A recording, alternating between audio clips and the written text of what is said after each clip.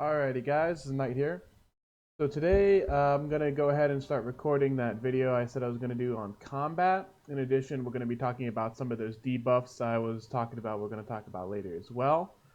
I'm going to go ahead and just let you know at the beginning of the video here that there is a potential for slight spoilers if you plan on playing the Force of the Kobold adventure one-shot that is inside the TRPG folder and the links that I provided below. If you don't want spoilers for that, only the GM or DM of your game should really read that. Um, but this video will include a boss fight that is in that video, just as an example of combat. Um, just because this is the easiest thing for me to throw together at the time. In this video, I've also gone ahead and created 3 other adventurers for this combat scenario. And we're just going to go ahead and run through this. So this is potentially going to be a longer video than the ones I've done already. It just depends on how fast I'm able to get through combat and really strip all the flashy things that your GM or DM is going to add on top. There's going to be a lot of numbers and just talking about and going through the phases and damage breakdowns and stuff like that. I tried to get an interesting mix of characters and also abilities here to make the combat really shine. We're going to go ahead and talk about these glossary of terms first. So this is the statuses: life status, bad status, combat status, and other statuses. Usually these are acronym to LS, BS, CS, or OS inside of different skills and terms of the game. So life status, these effects persist through the session until after play and pertain to effects that influence a character's vitality. So you've got the fatigue stat, which is on your character sheet. The character's fatigue is expressed as fatigue N, where the N is fatigue's rating. Fatigue reduces the character's max HP by its rating. A character's max HP drops to 0, becomes incapacitated. Fatigue can be cured by items, primarily food items, and fatigue can also be removed by resting at inns or at the GM's discretion. Weakness represents a vulnerability to a specific type of damage. Weakness is expressed as weakness type N, where the N is the weakness's rating, and type dictates the conditions of the damage. So if it's like weakness, fire, and then number, so number 5, that means that that enemy is weak to an extra 5 damage of fire type if you use fire on them. If the type field is blank, then the weakness doesn't have a condition, meaning that it doesn't have to necessarily be fire. It could be anything. So if you give him a weakness of 10 and there's no condition on it, that means anything that hits him is going to do 10 extra damage on top of that. Multiple weakness afflictions can be placed on a single character. However, any given attack can only trigger the largest applicable weakness. So if you have a weakness 5 on a target and then a weakness 10 with no tag, only the weakness 10 is going to activate.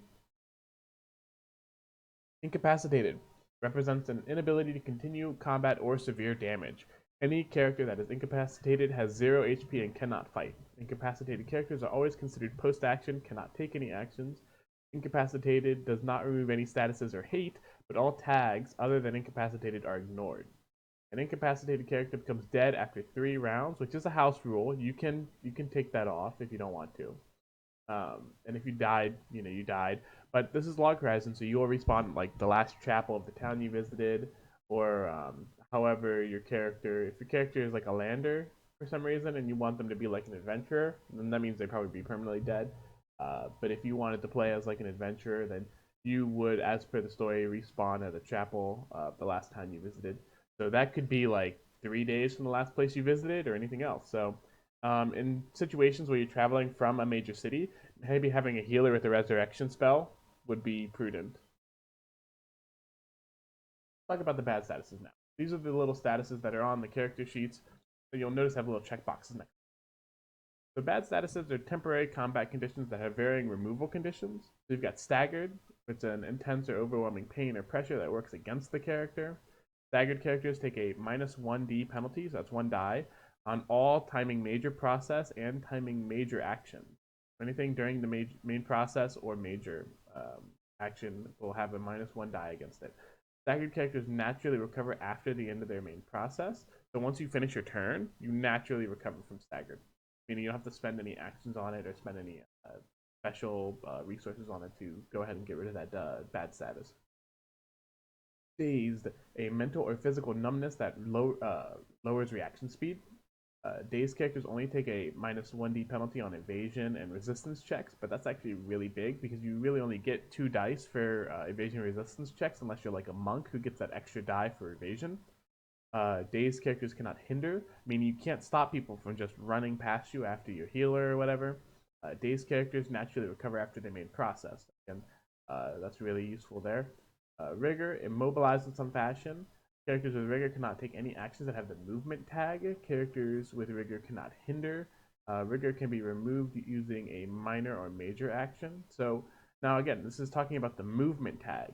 So you can have actions that have the timing move and you can still use it, but if that ability has a movement tag on it, then you will be unable to use that ability. So it's bad, but it's not that bad. Confusion, a state of mental disorientation or distraction. Confused characters take a minus 1d penalty to all checks. Now this is really bad if you get confused. Confused characters get a hate +1 at the start of their main process, which is really bad. And confused characters can recover with a major action. Now during combat here, you'll see why having that +1 hate is going to be really bad, because hate is going to be the main source of how your tank takes extra damage and how you will take that extra damage. Hate can get really scary once you let it build up really high, and most of your actions will build up hate anyway. So it's really bad to get extra hate. Confused characters can recover with a major action. So basically you're skipping the main part of your turn to get rid of confusion, which is actually really good because all those penalties suck anyway. So decay is a bleed, poison, or a burn effect, or this any effect that causes health to decrease over time. So a decay is expressed with rating decay N. Decay cannot stack unless specified by skills. A character with decay takes damage equal to its rating during the cleanup phase, which is basically after everybody has done their actions. We'll go over the round progression after this. Characters with decay can recover with a major action. Pursuit is delayed damage that is triggered. Pursuit is expressed with rating Pursuit N. A character that can be afflicted with multiple stacks Pursuit. So that means you can have Pursuit 1, Pursuit 3, or Pursuit 5, and have them all on one target, right? A character that takes damage takes bonus direct damage equal to the highest triggered stack of Pursuit. So let's say you have those 3 stacks. You have 1, 3, and 5, right? You hit them once, it'll take the 5 first. Now you still have 1 and 3 Pursuit on that target. There are abilities. I think the monk has an ability to like trigger all stacks of Pursuit on a target, which is super cool. So that's a monk ability, I believe. Let's see. The triggered stack is then removed, so it gets rid of the 5, and then it'll have 3 and 1 left. And so next time he's hit, it'll get rid of the 3, and they'll take bonus direct damage. And we'll talk about how these damage is calculated when we get to the damage breakdown after round progression. All right. So afflicted. Other conditions on characters are persistent, meaning that if you have afflicted, you have to get rid of afflicted first before any other bad status is removed. Afflicted characters can recover with a minor or major action, so you can get rid of the afflicted tag with a minor action, and then maybe if you have like another debuff like confusion, you can then use your major action to get rid of that. So it's already bad that you got a bad status, but on top of afflicted, that means it's even worse. Overconfident, hubris. So let's say that your party is starting to feel really good about themselves. You know, they stomped the last monsters they came across, and they're going into this next boss encounter, and they're feeling really confident about themselves. Well, maybe they're feeling a little overconfident. So go ahead and check overconfident. Overconfident characters fumble whenever a 1 is rolled. So basically, the normal rules for fumble is you have to roll a 1 on all of your dice for accuracy, or a check whenever you roll, which is really hard when you end up having a lot of dice to roll. But if you're overconfident, any one of those die, if you roll a 1, that just makes it a fumble. So overconfident characters immediately recover when they've taken 1 or more points of damage. So basically, if you start overconfident and you're like, there's no way I'm gonna like even take damage on this, as soon as you take like even 1 point of damage, you immediately get rid of overconfident. You're not overconfident anymore. But that also means you can't get rid of overconfident unless you have an ability that specifically gets rid of bad statuses. Alright, combat statuses. These are beneficial advantages that last until the end of the scene unless specified otherwise. So characters can only receive combat statuses if they're willing, Additionally, some or all combat statuses can be removed with the instant action at any time. So Regen is a heal over time, or a hot effect. Regen is expressed with the rating Regen N. And you'll see a lot of regen abilities on like the Druid class and some other classes here and there. These are really useful for just, dotting up the party and then not really have to worry about them too much. You can kind of do your own thing. So characters with Regen recover HP during the cleanup equal to its rating. Regen cannot stack and only the highest regen effect applies. There are some abilities I believe that let you add to a regen rating. I think it's in the Druid class tree. Cancel, resistance to a certain kind of damage, so it's like the opposite of weakness. Cancel is expressed with the rating cancel type N, so it's basically weakness but the opposite, and it works the same way. So multiple instances of cancel may be applied to a character, but only the highest applicable rating activates. Barrier is unique to Kanagi, but you can enchant armor and weapons to also give you barrier at like the start of combat and stuff. That's another thing I've done with these characters is I've gone ahead and used the item enchanting for some of them just to give them a little bit of an edge. I know I didn't do that for the first character, but if you want to see me go through that, I can make another video about it. It's not that complicated, but it definitely would add to the length of this video. I kind of don't want to make it any longer than it has to be. It's already going to be really long. Alright, so barrier is expressed with the rating barrier N. When a character receives damage, the damage is first reduced by the rating of the barrier. The barrier's rating is reduced by the amount of damage it has absorbed. If the rating drops to 0, then the barrier is removed. So multiple barriers on a single target cannot stack, and only the largest applies. So you can put like a bunch of barriers on a target and like keep track of them all, but only the largest one at a time is going to apply. Alright, other status. So this is miscellaneous statuses that may not necessarily apply to combat. So swimming, water deep enough to impede movement. So swimming characters take a minus 1d penalty die to all actions. Swimming characters cannot hinder targets that are also not swimming. Flying, airborne, or otherwise off the ground. So basically, if you just take a leap of faith off a cliff and you're falling, you're technically airborne and flying, even though you're falling. Flying characters ignore the effects of props with the terrain tag. Flying characters cannot be hindered by characters that also don't have flying.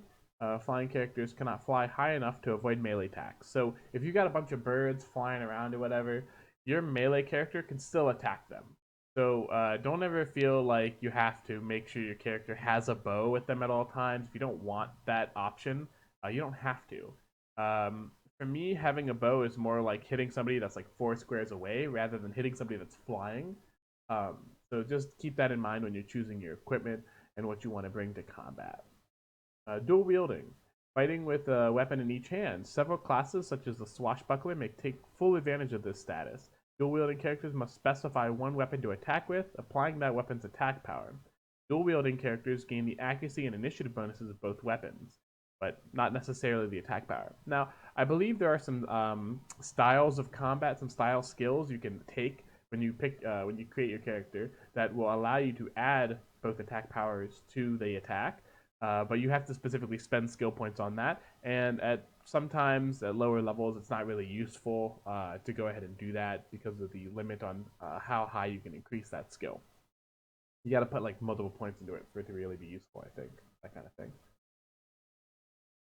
Alright, hidden. Undetected or not in sight. Hidden characters cannot be targeted by single target abilities. However, they are still susceptible to area skills. Hidden characters cannot be hindered and cannot hinder. Hidden characters can be found through a detect unusual versus athletics check. Hidden characters lose hidden if they normal move, safe move, perform a major action, become a top, or receive damage. Concealed. Hidden, but it's for props. So props have no athletics check and instead have an identification difficulty. So let's say there is a potion at the bottom of a small river or lake.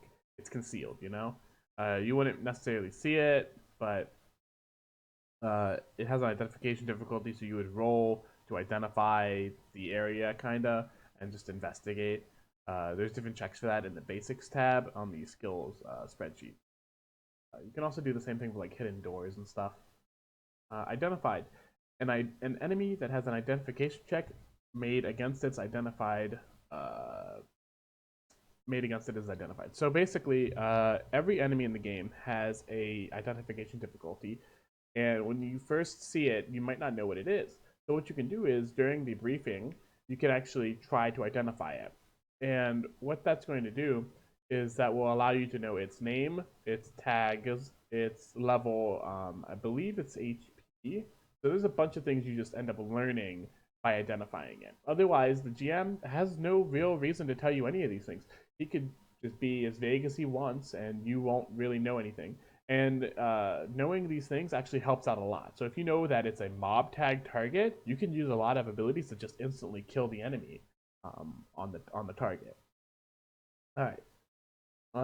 Let's see. Analyzed a prop that has been successfully identified. GM must reveal all information and the effects of the prop. All right, so that's the glossary of terms. We'll go ahead and click that off. Let's talk about the round progression.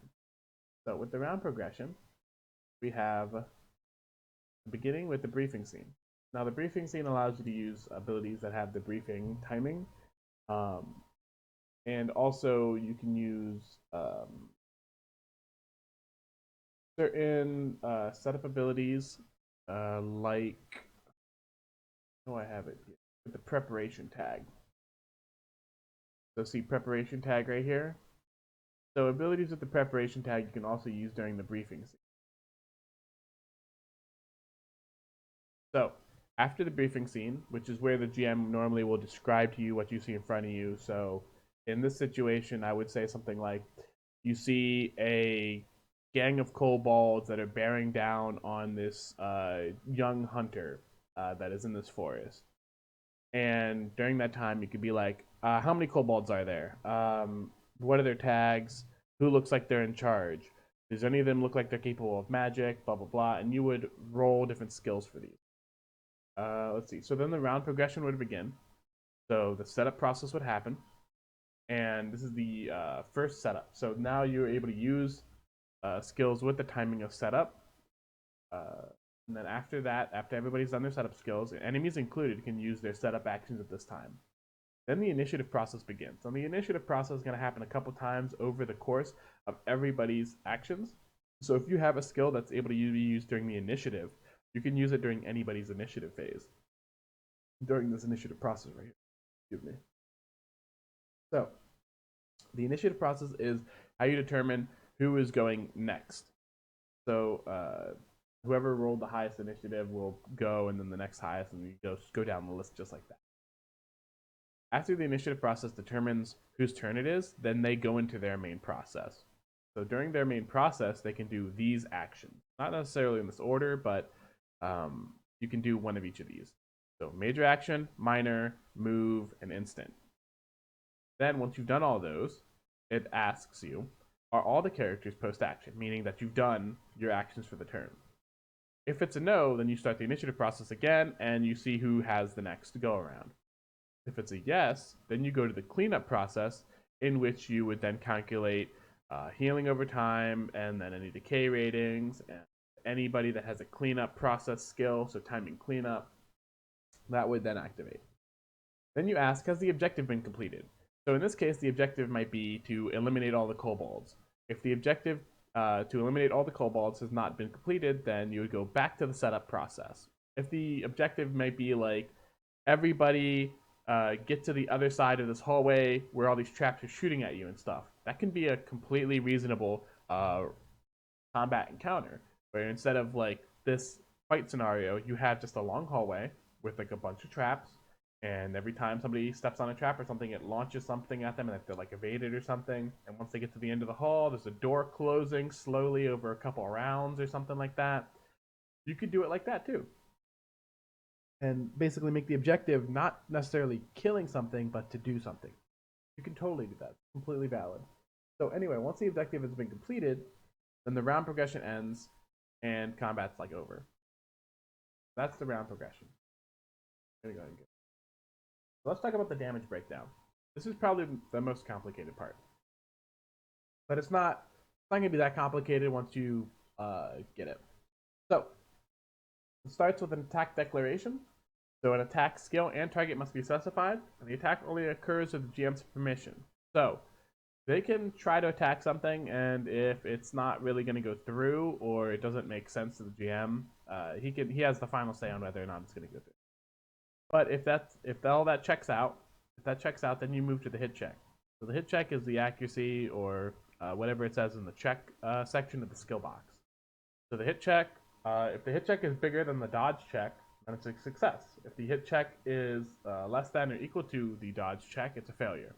So the dodge check, if it's equal to or higher, then it will be a fail on hit. I'm a little under the weather, it seems. Damage roll. So on the damage roll of your action, you can use timing damage roll actions, right? Then you make the damage roll. Then you calculate other attack damage, and then you would calculate the hate damage, right? So hate damage is specific to enemies, so you won't necessarily be doing this, but the GM will. So when it says calculate other attack damage, it's pretty much talking about timing damage roll actions. So when you use this, you would add on other attack damage after you look at your damage roll you made, right? That's when you would add it all up.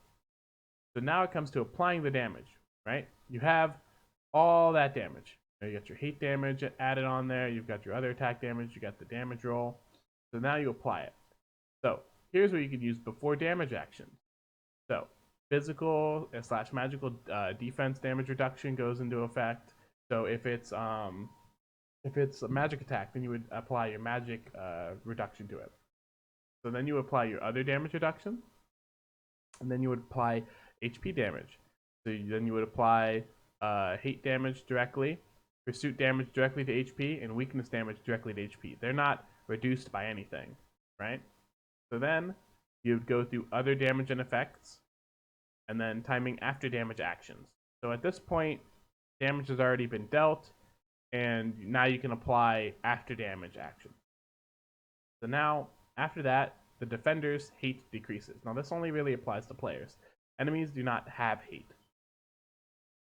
So if you fail and you get hit, your hate will go down. And then any secondary effects will take place. So secondary effects are basically the Scarlet Thrust on the Guardian has a secondary effect to heal himself. After the damage takes place, then he will get healed. So that's an example of a secondary effect. So now down here is the chart that tells you what damage is negated by what defense. So you've got the defenses up top, and you've got the damage on the side. So for physical damage, physical defense negates it. That's a yes. That's a Y. Right? Cancel will negate physical damage. That's a yes. Barrier will negate physical damage. That's a yes. Are reactions to this damage allowed? That's yes. So reactions is like before damage, after damage, stuff like that. Like things that allow you to react to the damage. So magic damage. Physical defense, that's a no. Magical defense, that's a yes. Cancel, yes. Barrier, yes. Are reactions allowed to magic damage? Yes. Penetrating damage. Physical defense? No. Magical defense? No. Cancel? Yes. Barrier? Yes. Reactions allowed? No. Now, direct damage. This is one of the most difficult types of damage to do to enemies, but you might have it happen to you a lot because hate damage is a type of direct damage. Now, when it comes to physical defense, can't stop it. Magical defense, can't stop direct damage. Cancel? No, not even cancel can stop direct damage. Barrier, though. Barrier is unique. Barrier can indeed stop direct damage, which includes hate damage. Now, are physical reactions allowed? No. Unfortunately, for direct damage, reactions are not allowed for direct damage. So if you take hate damage, you're not allowed to react to the hate damage, but you are allowed to react to physical and magical damage. Now, that's very important to keep in mind when the Guardian has abilities that lets him negate certain types of damage or react to damage done to him. You got to keep in mind that he can't do that to the hate damage specifically. So he's going to end up taking that on the chin. And all the other tanks and stuff that have abilities that let them react to damage as well have to keep that in mind. Alright, so that's the damage breakdown. So At this point, we can go ahead and get into the combat here and start actually making some moves. So over here, I've got the turn order currently laid out, and we're going to go ahead and roll all of these characters' initiatives and make sure that they're all correct. So in roll 20, the way you want to go ahead and roll your initiative is you want to make sure that you're selecting your token. The way you know that you're selecting your token is you see these blue boxes around it. You've got the circles up and these two things. You go to your character sheet and you click this initiative button right here. That'll immediately put you in the turn order right here. And you can see right here, it rolled the initiative. So that's our Guardian. He starts with 1 hate, so you notice he already has his hate. So this is as a Agri Gritzgrier. I used all the random names that Roll20 automatically generates for you, so I'm not really worried about what they're called. This is a human assassin with subclass of ninja. So I'm going to go make sure that he's selected, and then click his initiative button. Rolled a 9. This is our healer. It's a Kanagi, fortune teller elf. Go ahead and roll initiative for her. Ooh, even worse. It's a 5. And this is our dwarf enchanter. Go ahead and roll initiative for him. Wow, there we go.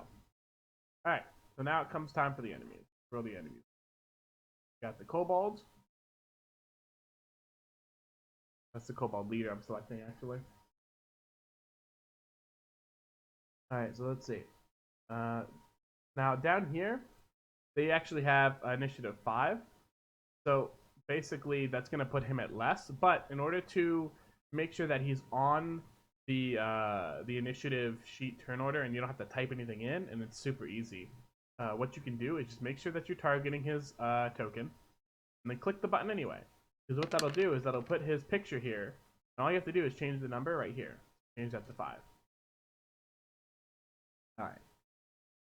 Some enemies will also have fixed evasion and fixed resistances, so you just got to keep that in mind whenever you're actually clicking buttons over here, because if it's fixed, that means you don't roll dice for it. For this enemy, however, he doesn't have a fixed evasion, because he's a boss. Alright, so that's the leader. Do the kobolds. So now these kobolds, since there's 2 of them, situation wherein I might use 2 different things or change the name on them. For this one, fixed evasion, fixed resistance, and initiative of 3. 3 down here. And I would actually probably just add another kobold. You could also do it another way. Another way you could do it is just have both kobolds go on 3, since their initiative is 3 anyway. So we can do that, make it easier for us. So both kobolds will just go on 3. Let's see, Kobold Caster. Make sure you're targeting it once again. There it is. Get the initiative. Look at its stuff. Initiative is 4. And then the final piece here, because you see how it's kind of all out of order. You hit the gear button. Numerically sort descending. And that'll order it from biggest initiative to lowest. So you look here, looks like the tank gets to go first. I'll go ahead and move this down here so you guys can see the whole list here. Alright. Let's see here. Move all this stuff. So, Tank gets to go first. Let's open his character sheet. It looks like before we do anything, we have a chance for preparation tags to come into effect before any combat happens, right? So preparation would probably have our girl right here, purification barrier, preparation. So that would get us 20 barrier rating on target. And let's just put that on OK. So that's 20 barrier on him. So here, you can put barrier, 20. Okay. Alright. So normally that would get her preparation. Doesn't actually incur hate. You can do 1 preparation. But she also has abilities for Guardian of Soul, which not only does she gain +2 bonus accuracy, but during the setup process, she might choose one of her timing setup skills and reduce the hate cost by 2. So this would actually become hate cost 0. So she doesn't actually increase her hate for this. And she also has another ability for Saint Style. She actually doesn't have any weapons on. So where whenever she uses an ability with hate cost of 3 or more, she can reduce that hate cost by 1. So she's trying to mitigate her own hate right now and also provide benefits to her party. Alright, so that's her preparation. Now, Azzy, he also has a preparation ability, I believe. It's called Hiding Entry. Now, Hiding Entry says you use the skill when you appear in a scene. You appear in the scene with Hidden. Let me go ahead and click this so it's bigger over here. So basically, he's going to be a sneaky boy. I'm going to go ahead and put a ninja mask on him. Right? Whoops, I clicked that by accident. So now he's got a little ninja mask on. And he has special boots on. So he has special boots on that he spent money on that allow him to stay hidden when he's running. Now, running is a basic action everybody can do, and it basically just allows him to move his speed. Like, he can't dash, he can't go 2 extra squares or nothing, but at least he can move up to his speed square and still remain hidden. And that's what he's going to do on his turn, eventually. Now, back to our enchanter here. Now, he has also preparation. Let's check that out. Accuracy support. Now, during preparation and briefing, it's not going to cost any hate. So let's ignore that for a second. The target gains a +2 bonus to accuracy checks, and this skill can be used multiple times when you're in the same briefing. So basically, he's going to do that like twice because he has Sustainer Style, which allows him to maintain the effects of up to 3 enchantment skills instead of only 2. So he's actually going to do that 3 times, not 2, my bad. He's going to do that on the 3 people that are going to be doing the most damage, which is going to be himself. He's going to do it to the assassin, Azzy, and he's going to do it to Oki. So, there's a couple ways to keep this in mind. You can either just go ahead and add it to your bonuses, which is what I'm going to do, because I don't want to have to keep track of +2 the entire time. Go to Azzy, add +2. Okay. And then Ori, I'm going to actually have to add this specifically to his skill because Mind Bolt's a little weird. So the check is +6 instead of +. Some of the enchanter skills are really weird with how they, how the checks are written. So in order to do those, you're going to have to really use the custom and really go in there and have to do that. So it's a little annoying, but it's worth it because their abilities are really cool. Alright, so now that the preparation is done, and you've done all of that, now we can get into the setup phase. So now setup for everybody. I have to check everybody and see if they have any setups. Now, Anchor How has the timing of setup, which would get him cancel strength mod and last until the end of the round. So I'm going to go ahead and use this because it'll get me an extra hate.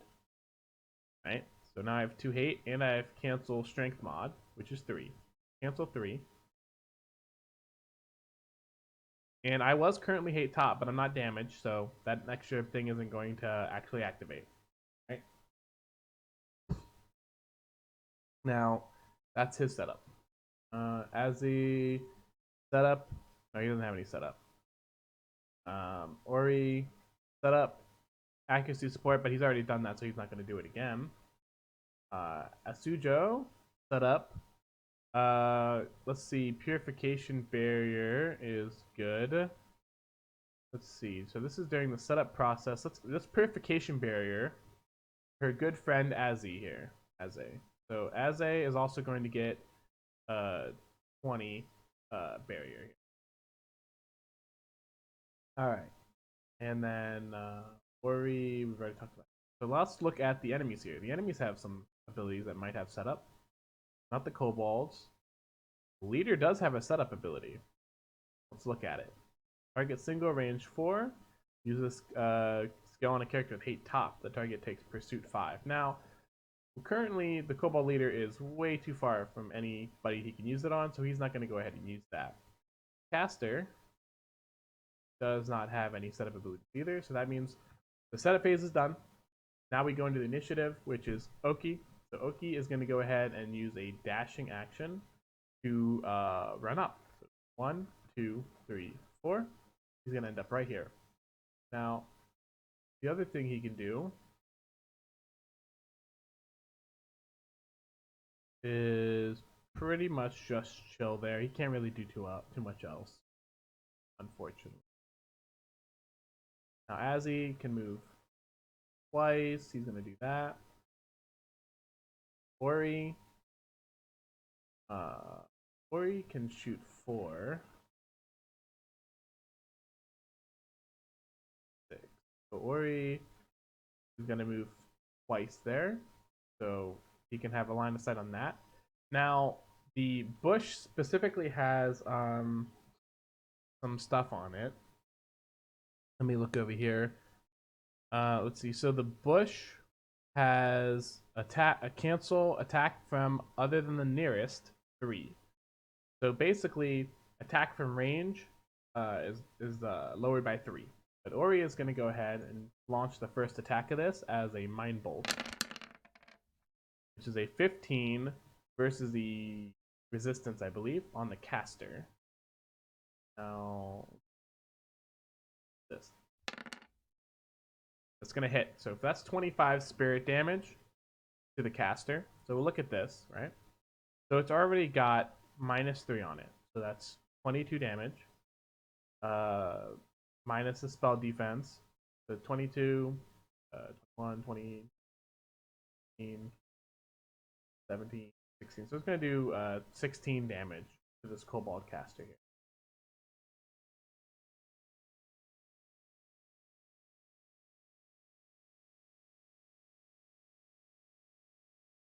Just put the 16 here. Normally the HP is there, but I forgot to put that in. So we're just going to put the 16 here and go up to his health instead of subtract from his health, which is fine. When he hits 27 damage taken, that's how we'll know he's dead. Alright, so that's going to cost 1 hate, which is fine because the tank over here has 2 hate. So he is still perfect in that regard. So now the Kobold leader is going to go. The Kobold leader is going to move towards the guy with the most hate. And the Kobold leader's speed is 2. He's going to go 1, 2. He could make a dash action, which he might. But I believe the spear has a range of 4 squares, so he doesn't actually have to do that.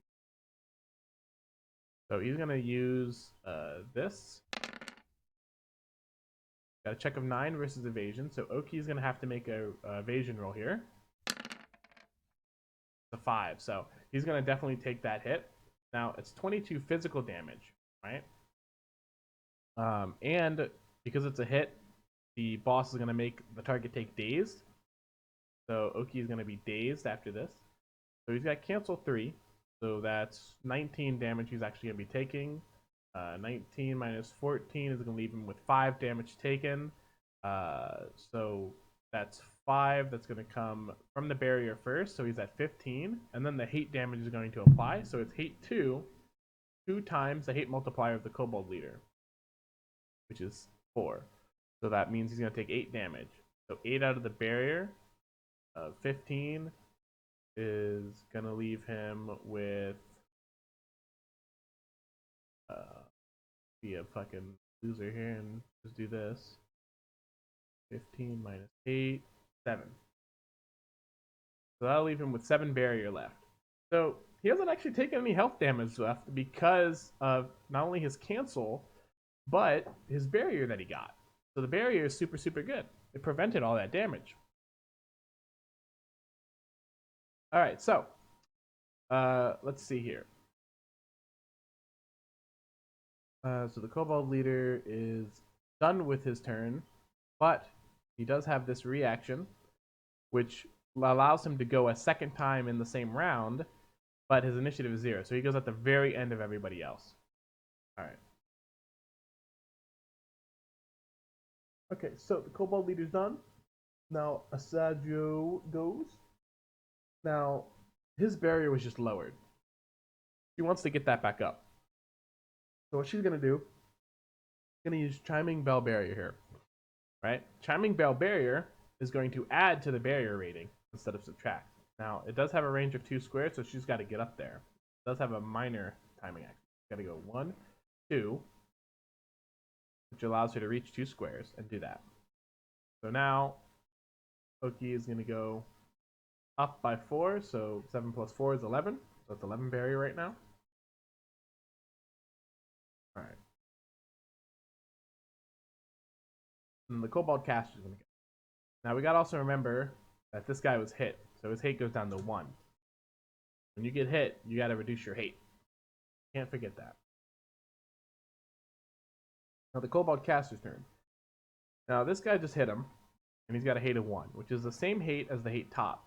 So the Kobold Caster has an argument for whether or not he wants to go for this guy or this guy.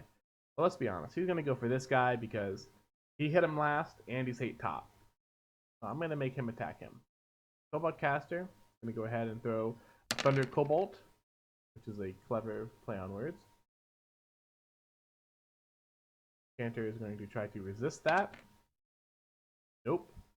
Alright, so on a damage roll, you can add plus 10 damage to the magic attack, so that's going to come at the end. So,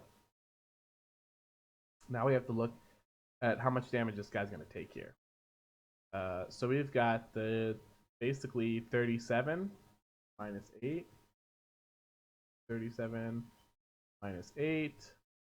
So he's going to have 29 damage taken. And that's not including the hate damage so far. So let's look at the hate multiplier on him. That's 2. So 1 times 2 is 2. So he's going to take 2 damage extra. That's 27. Alright, so he's pretty hurt. Now the Kobolds are going to go. I'm going to have them act the same. So let's see. So this enemy can make a safe move diagonally, which is not really useful right now, but they can also use their minor to increase that by +1. They don't really need to move diagonally right now, unless they were really trying to fuck this guy up. Because then they can go 1, 2 diagonally using a jump thing. And they can start heading down there. But let's just say that they want to go this way. They're gonna do a dashing action using up their minor action. Get over there. Get in the same square. So they get in there. They're both gonna do Kobold Slashes. Right? That's 1 Kobold Slash, that's 2 Kobold Slash, and we're gonna roll evasion for both of those. That's 1 hit. Ooh, that's a big hit. Alright, and remember he's dazed, so he's got less evasion dice too. Alright. And if you need a quick refresher on dazed, let's go ahead and look at the Glossary of Terms. Okay. Here's the Glossary of Terms. You look at bad statuses for dazed. Take a -1d on evasion and resist checks. You can't hinder, and you naturally recover after the end of your main process. So now, he was the first one to go, so that means his main process is already over. So he's not going to recover from dazed until after the end of his next turn. So he's going to take a lot of bad hits here. Alright, so now we can calculate all the damage done, because he failed both of those evasions. And they did use their minor to get to him, so they can't add +5 damage. So that's, we have to calculate these separately because they're one after the other. You can't just add them up.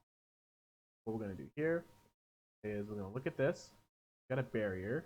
It does have 1 hate, so he's going to have 0 hate at the end of this. But it is cancel 3 on both of those. So the first one is 30 minus 3, 27. Let's see. The barrier is going to take effect after the 14, 13. So, and then the barrier will take care of the hate damage, which is times 2. So it's 1 times 2. So the barrier will take. The barrier will become 0. Let's see. -2. So it's 11. The barrier will be 0, but he's also going to take 11 damage, so he's at 55. That's after all those things added on. Now, the other Kobold Slash won't have any hate damage because he's already at 0 hate from the hit. And technically, he would have a +2 to his second evasion roll, but honestly, it wouldn't matter. He rolled a fumble on it anyway.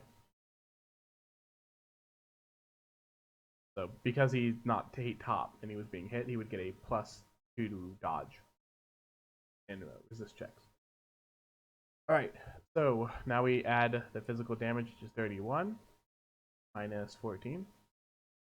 Yeah, take 17 damage, so 55 minus. It's going to be at 38 health, I mean. Alright, cleanup. That would be the cleanup. So let's check everybody and see if they have any cleanup. Nothing here. Alright, nothing here.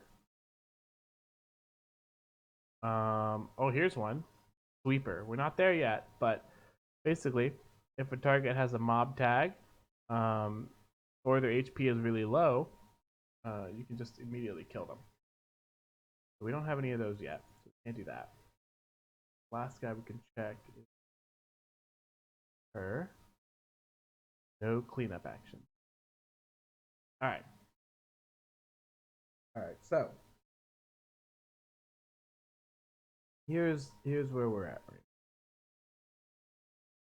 This guy was hit, so his hate goes down by 1 too, so he's actually at 0.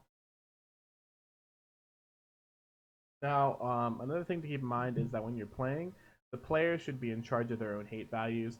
The GM shouldn't have to worry about all that because it's going to end up making him very confused with all the numbers he already has to think about.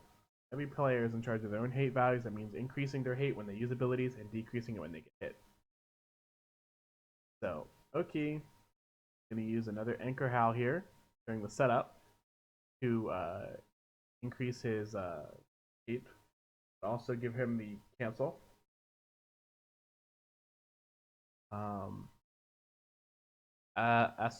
Joe is going to use another purification barrier on the tank here.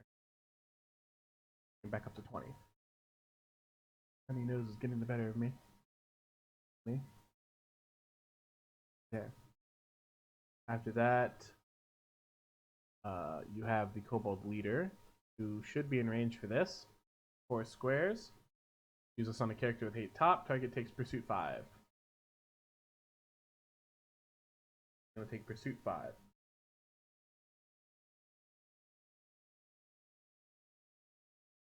So now, on his turn, going to 4 squares away, huh? That would be useful if he actually had hate to lower, but I'm thinking about his decoy action, which is action. He's going to use his major. He's going to thrust one. 14 evasion on the Kobolds here. Now they have a fixed evasion of 8. That means they can't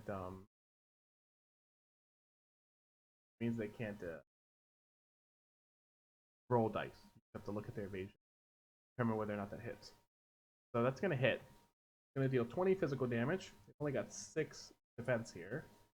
So that means it's going to deal 14. So one of the Kobolds is only going to have 2 health left. I'm going to say it's this one. You have 2 health left. And that's also going to recover his recovery, which is 0. Plus skill rank times 3. So skill rank is 1 times 3. So he's going to recover 3 HP. He's at 41. He is currently hate top, so he does recover additional 5 HP. That puts him at 46. There we go. And that gave him 2 hate on top of that, so he's at 3 hate. Azzy, who's still invisible, is going to move up twice here. And he's going to use a Selfang on the second Kobold over here. Okay. Kobold has an evasion of 8, so that's a hit. It's a sad damage roll, but what can you do? 10 damage. 10 subtracted by 6 is 4, so it's only 4 damage off that, so you got 12 health. Alright.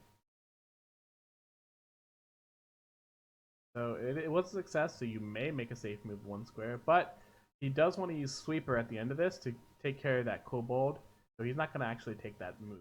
Now that he has attack, though, Hidden is gone, so we're going to take that off. And that does cost 1 each. Ori is going to continue attacking this caster over here. I think that's his goal in life is to get rid of that guy. So 13 versus the caster's resistance. That's a hit. That's 23 spirit damage. Now the caster, he has 6. 3 minus 6. 17 damage it's taken. 16 plus 17.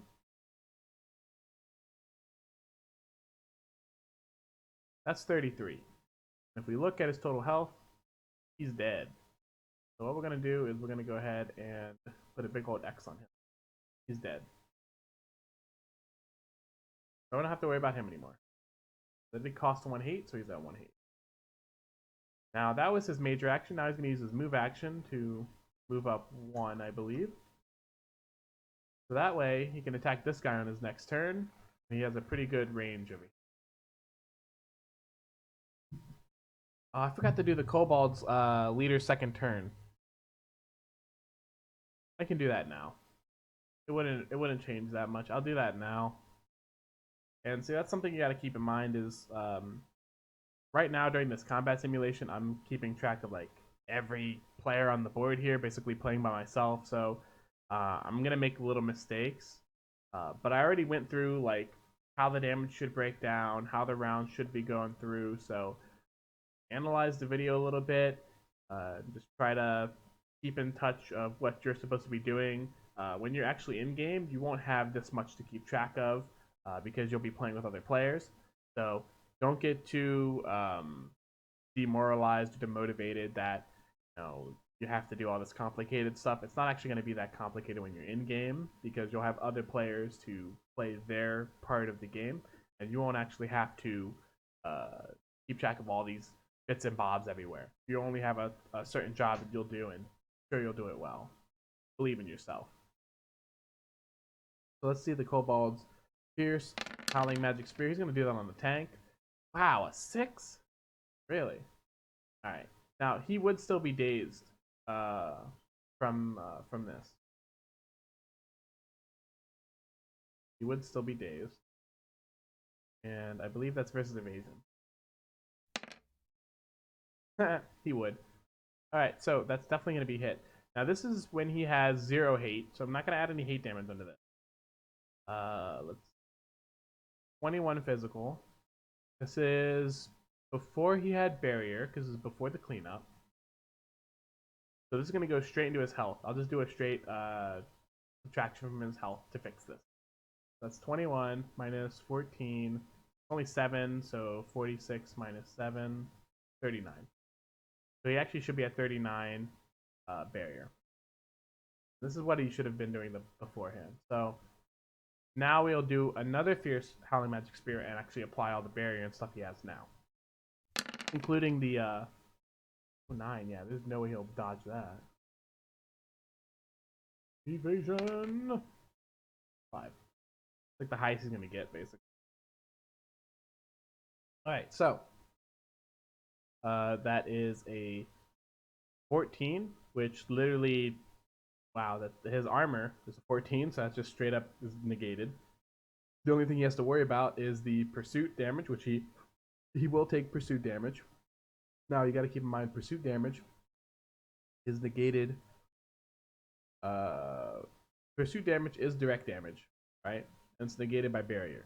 So that 5 pursuit damage will be negated by some of this 20 barrier. And you've got the hate damage, which is times 4. So 3 times 4 is 12, plus 5 is 17, so have 3 barrier left. But he also has cancel. So increase that by 3, so he'll have 6 barrier left. And then the pursuit will trigger and go away. And because he was hit, his hate goes down by 1. Lose that hate too. Alright. Now, let's see here.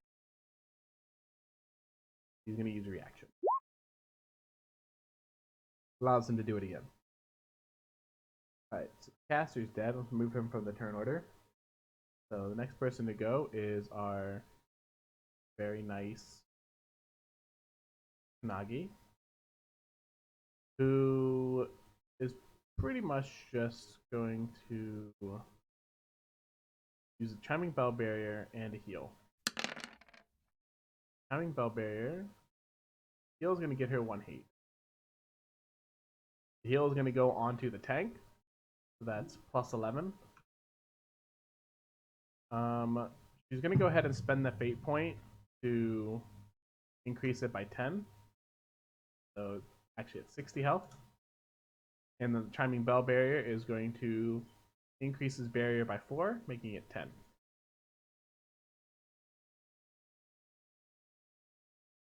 Alright, that's her turn. Now the Kobolds are going to go. And the Kobolds are in the same square as this guy, but the tank currently has the top 8, so the Kobolds are going to attack him.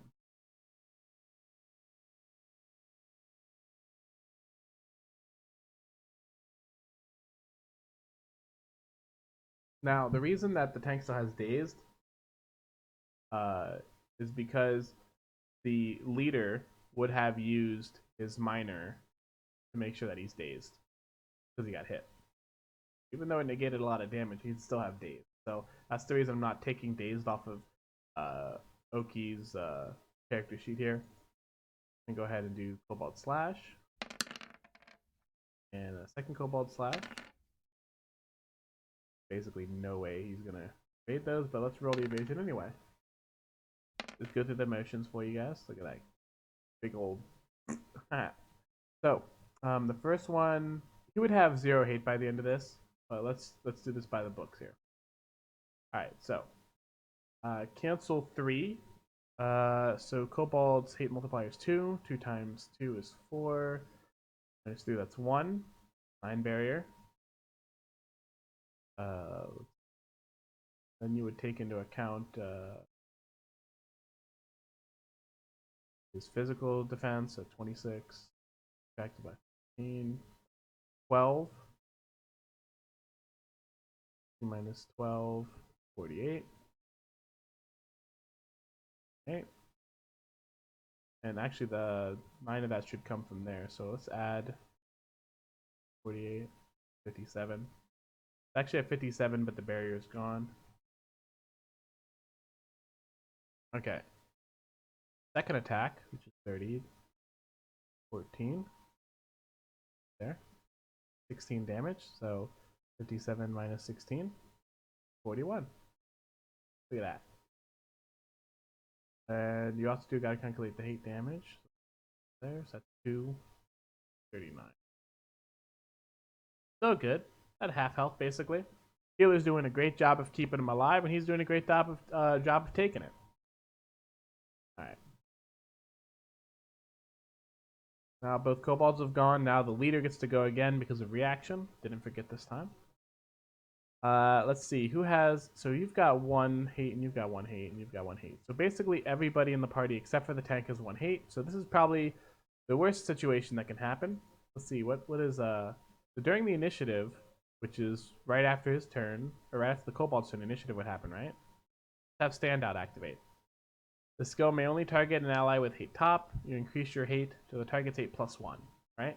So that means we have 2 hate. So now the Kobold leader has to target us. See, we almost lost aggro on the leader, but because of this ability, we were able to be like, no, you have to attack me. So the Kobold leader is going to go ahead and use Fierce Howling Magic Spear on him again. He's actually going to spend a fate point. The leader will. So if you look at the leader, the boss actually has 4 fate points he can spend. He's going to spend 1. And the skill may be used with area P. He's going to target both of his enemies here and do this check versus evasion. So now, not only does Oki have to roll evasion and fail, but Azzy has to as well. Ooh, 1 off. Azzy will... Did he spend a fate point on that? Those are both above average. Nah, he's not gonna spend a fate point on that. One of the things I like to do is if the roll is average or below average, maybe I'll spend a fate point on it. But if it's above average, you're probably not gonna get better than that, so I don't waste it. So fuck it. All right, so the leader is gone. It's cleanup. Let's see. Forget if anybody has a cleanup action. Oh, right, as he does. As he has sweeper. So look at that. So it's only targeting one person. If the target's HP is equal to or less than your PAL mod times 3. So his PAL mod is 2 times 3, that's 6. So if the target's HP is 6 or lower, then that means they become incapacitated or dead. Let's see. Target mob, regardless of the HP, the target becomes incapacitated or dead, your choice. So now, even though the character might not know this target is actually a mob, right? So that means no matter the HP of these guys, I can just kill them all. So I'm going to go ahead and kill off the higher health one. You just go ahead and he's like a boss. He just assassinates that dude. Got him. I gotta make sure that this guy takes the damage too. Can't forget that. Currently at 48. Only got 2 physical defense. He's gonna be alive, but it's still gonna take out a bunch of his health. 23 minus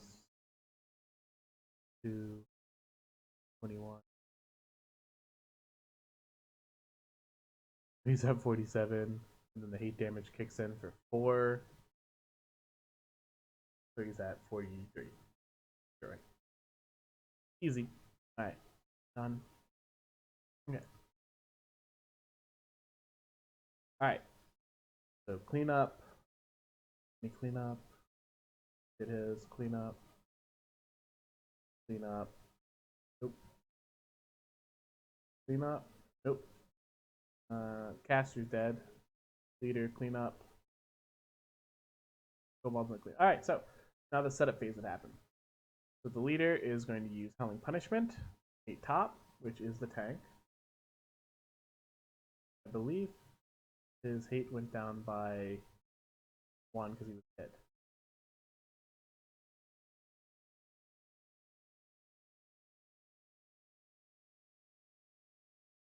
Shoot 5. Yeah, because this hit him.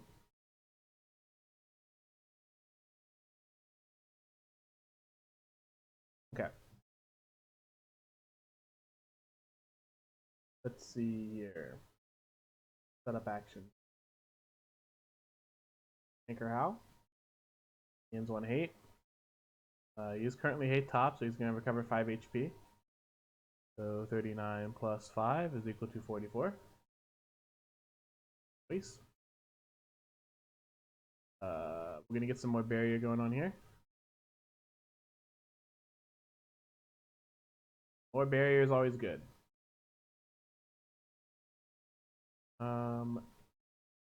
That's pretty much all we got going on.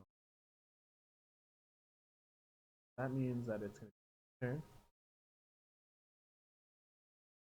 I believe he has 0 hate now. Don't worry about that.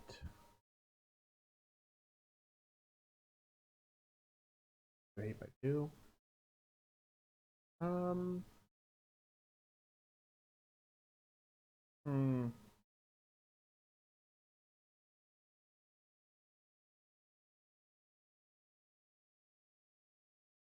I think what we want to do here, we're not going to really be able to move after the boss right now. So if we lower somebody else's hate so they can do stuff later, it'll be fine. That's a range of 4 squares, so we can definitely target this guy.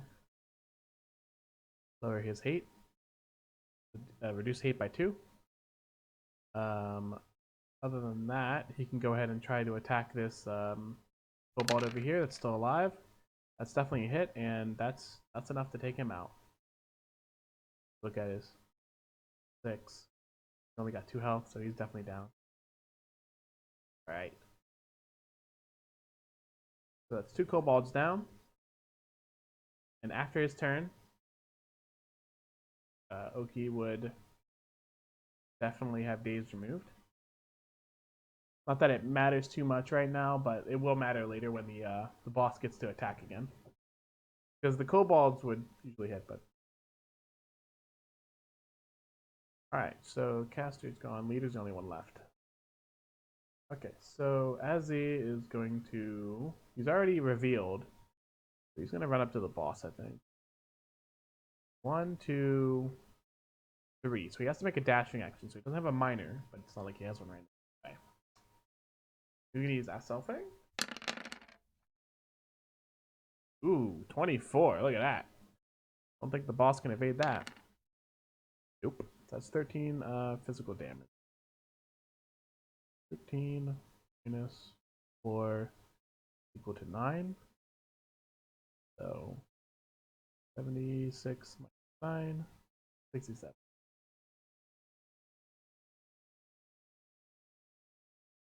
And he can make a safe move if he wants to get away. Now the boss has a range of 4, so that's not really going to matter too much. It did cost him 1 hate point.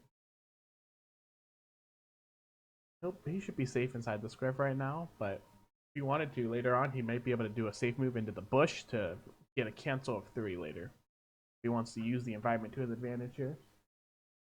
Ori is going to blast at the boss, who I believe is 4 squares away. Correct. Mind Bolt.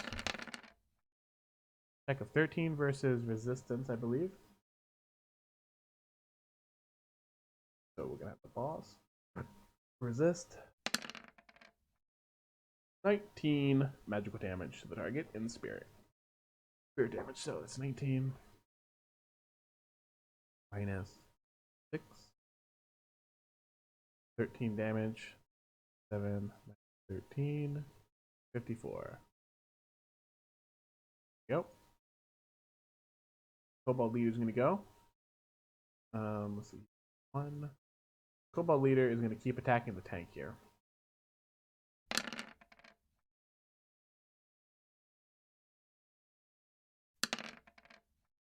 Oh, look at that. No damage. Dodged. Get shit on. Alright. That's really good. So Oki did really good here.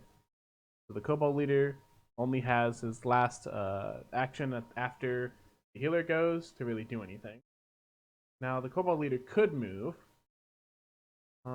But thinking about it, he's already able to attack from this distance. So the only thing he would do would probably be to move into the bush to gain cancel 3. Now, as he would do that though, Azzy would call hinder, so he would hinder the boss from leaving the square. So he's currently not able to get any bonuses from being in a bush. So then the healer would go. Let's see.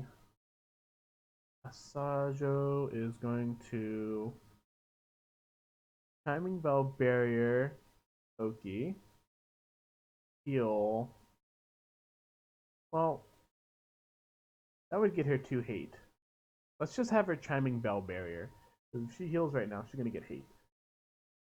So right now she's being prudent. She's gonna manage her hate, and let's see. She moves up here. She'll be in range to do a basic magic attack. So let's have her do that. So she's going to increase Oki's barrier by 4 to make it 24. And she's gonna do a basic magic attack. Now this is on the basic skill tab, so you don't have to add this to your character sheet, but you can anyway if you want to. And basically it's accuracy. You roll accuracy versus resistance. So that's accuracy of 10 versus resistance. That's a hit. And it's 1d6 plus your magic damage. So her magic damage is 5, so that's 1d6 plus 5. So I'll type in here, roll 1d6 plus 5. That's 6 damage. Did that even go through his defenses here? No. We could have gotten lucky, but we didn't. We rolled really low on that 1d6. Unfortunate. The worst we could have rolled, but whatever. Clean up. Not clean up. Kobold leader goes again. Kobold leader is going to use a fierce howling magic spear on the tank again. 11. Let's see if Oki can be a fucking mad lad and do it again. Can he do it? Nope, that's a 9. Fortunate. Alright. So he's going to take that on the chin here. That's 18. Got the barrier coming in. 24 minus 18. 6 barrier. So that's 2 hate times 4. So that's 8. Alright, so he'll take 2 damage directly, so he's at 42. Alright. But thankfully, this is coming to a close because this video is probably long as hell. Alright. Now with that done, goes back to Oki. Oki is actually setup, clean up, then setup. So clean up, there's nothing in his area to do for sweeper. So now set up the anchor howl, gain a hate, +5. Cancel still on. Location barrier.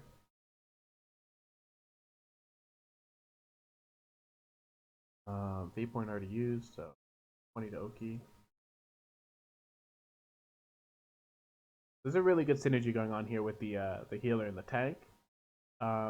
It's possible I could have been. Excuse me. Possible I could have let the damage dealers have bigger hate abilities because of the way I'm able to manage the hate right now, but I was trying to be prudent with giving them low hate cost abilities just in case they would pull aggro and get themselves killed. At the moment, they're doing really good at managing their hate. Setup is done. Oki. And Oki wants to definitely get in there and fuck shit up. He's going to use his move action to go 1, 2, and in order to move up, he has to use a dashing action, so he can't use any minors. Now that he's in there, though, he's going to use Scarlet Thrust on the dude. 15 versus evasion. Failure. Wow, look at that. That's a fumble. Alright, so in addition to hitting him, he's going to recover 3 HP. Actually at 50. And he's hate top, so he gets an additional 5, so that's 55. And that puts him at 4 hate. So that's Oki's half done. Let's see here. Kobold leader has 4 physical defense, so that's 16 minus 4 is 12. So 54 minus 12, 42. Right. That's done. Azzy is going to attack. Let's have him do Axel Fang. See if the Kobold leader can evade this. That is a no. So in addition to that, he's going to activate his damage roll. Ability Assassinate. He's going to spend a fate point on it. That allows him to have spent fate point plus SR. So that's 2 times 7. So that's 14 added to the bonus damage. 14 plus 12. So that's 26 damage. 26 subtracted by 4. That's 22 damage. That means this guy's at 20 health now. Okay. Let's see here. Then he's going to safe move into the bush. So that costs him 1 hate from the Assassinate, 1 hate from Axel Fang. So he's at 3 hate. Alright. Ori is going to Mind Bolt the Kobold leader. Oh my god, look at that. Holy fuck. 10? No, that's not enough to beat a fucking 20. 33 spirit damage. Only for 1 hate value. See that crap? That's Kobold leader I'm actually increasing. 2 hate. Alright, so 33 minus 6 equals to 27. He's dead. Look at that. Boss dead. Alright. Boss didn't even get to do anything super crazy. So at this point, the objective is completed. So the official regular combat would end, and then you would do the last part of combat, is to roll off loot. Right? So you can get rid of all this turn order stuff. You don't need that anymore. And you don't need these character sheets anymore. And here's how you roll loot. So first off, you got to look to see if they have a loot table. This one does. See, it's 1, and 2 to 6. That's a loot table. And this guy has a loot table. See how it says fixed here? It means he'll always drop this no matter what. So what I like to do is I let the players roll off on these loot tables if they have the ability to roll off on them, because it lets the players feel like really special. You know, like they roll for the loot and they get to see what happens. You could roll it off yourself if you wanted to, but I like to let the players do it. It makes them feel happy. So let's roll 2d6 for each of the leader and the caster. All right, so the caster is going to drop Elm Staff. So I would copy that, put that in. And then the leader is going to drop an Officer's Mark and a Medal of Bonds. And then the 2 Kobolds are going to drop Kobold Fangs. Right? And you would send that, or you could just tell them. I like to send it because they can copy and paste it into their inventories. So over here, you can see the Elm Staff, which is on page 212 of the first book. Now it's in Japanese, so you wouldn't really be able to read it, but unless you knew Japanese. But you could go to the item list, a spreadsheet that I made, which is also in the links, and you could look for the Elm Staff.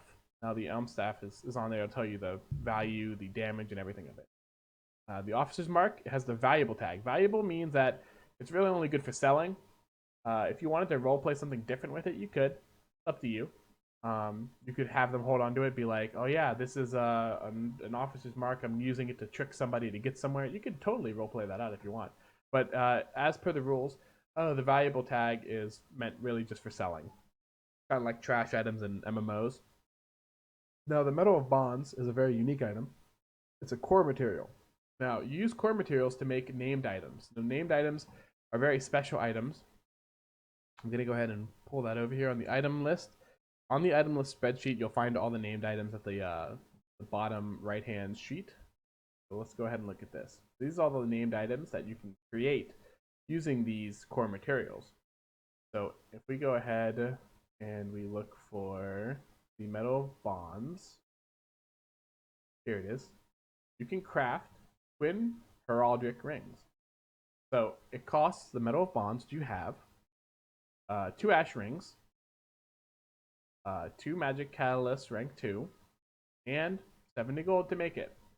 So if you have all those materials, you can go ahead and craft these rings, which you can then, as you see the tags there, you can add it as a accessory. That's a magic ring, which you can use magic power 8, and it has the ability to activate as an action. When you make a magic attack with a range of 2 square or higher, the attack gains a 1 square bonus to range, and you can do that once per scene.